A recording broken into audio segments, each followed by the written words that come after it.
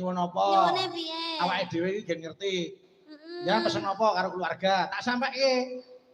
Nah, ada wasiat-wasiat apa? Malah wasiat. Aku rumangsaku ket mau sore iki Bayu ki ngajak patiku. Boten. Aku ngerti kowe. Boten. Alah kowe nek aku mati kowe arep ngrebut bojoku. Alah. Wis iki iki wong kabeh. Kok sik tembung ora enak. Bojo kok sikile iki wong kabeh mlaku lak mubeng ngene lho. Wah, wis kok karo aku wayang sentimen. Wis ora boten wis pokoke aku. Nduk Niken. Dalam Panjenengan ki sinau sesindenan wit umur pira, Cahayu? kawit umur 4 tahun. Lho, kuwi Mas Gareng. Ora 4 tahun wis dididik karo tiyang sepuhe dadi seniman utawa seniwati sing hebat. Ayo, piye? Arep ngapa ngono kuwi? Moh usul ya kleru. Boten. Ada usul apa? Ora. Didikan kalau mulai dini sudah dididik itu biasanya pondasinya kuat. Niki sinden lho, ora kok bangunan. Dadi ngene, Mas. Perkara bangunan iki kudu dibedaki karo perkara sinden. Nah, bener. Ya ora kek. Heeh, kok tekan pondasi ya, Mas ya. Ayo. Awake dhewe ora gawe pabrik, ora gawe omah. Maksudku, Nggih. kalau dididik mulai dasar, iki ora sekolah tau iki mesti. Ora sekolah dasar iki wong wis SMA. Piye Ya, to, piye to? kowe arep nyelek kali aku. Boten. Ora. Pak, lu aja golek dalan liya, Pak. Mriki sing enten wayangan pundi? Jogo nek layar kan lho. Wayangan kok layar. Nek wayange lho digelar ki wonten kene lho Aku liwat. karo ngandani. Ya wis mangandani.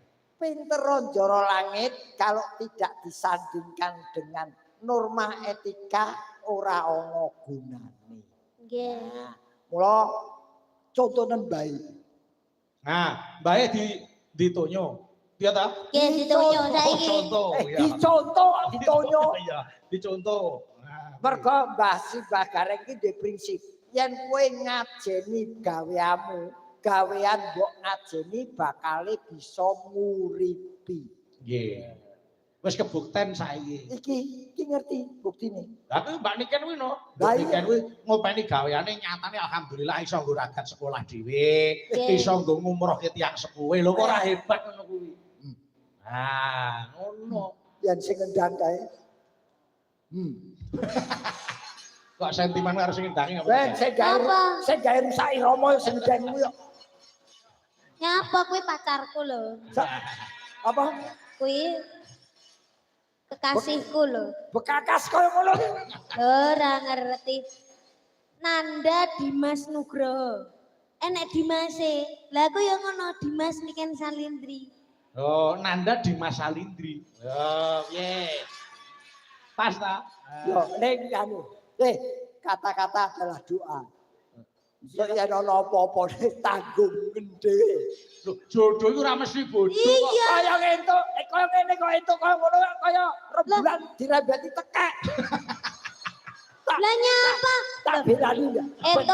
Entuk bojo kaya Mananda ngene iki malah suatu keberkahan. Kok iso? Suatu anugerah lho, Mas. Nah, kowe munggah rene nak, rene.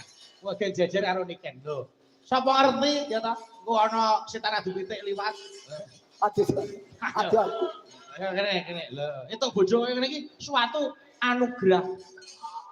Astagfirullah. Kowe jejan. Wah, Lho. Dagang apa terus iki kok buntele kok. Kowe matur nuwun, Pak. Pikir, Mbak. Oke, matur sembah nuwun. Pak. Pak. Mas. Niki, Pak. Utang duit. Lah piye to? Kita sudah diberikan sempol. Ah. Aku ya tak anu, enggak Pak niki Pak kagem jenengan. Aku masih aku dikai, aku ora ngekei. Nggih, pun. Ngeten, mboten Pak, sebabe napa kula kok mboten ngekei. Sebabe iki garenge pun mati, Pak. Pun, matur nuwun ya Pak, makasih. Pak, kreativitas Matur dengan nuwun ya, saya Pak. hargai. Alhamdulillah aku dikai kentol. Ayo. Mas, kok kentol. Sempal kok kentol. Pak matur nuwun kreativitasnya luar biasa ini. Nggih, terima kasih.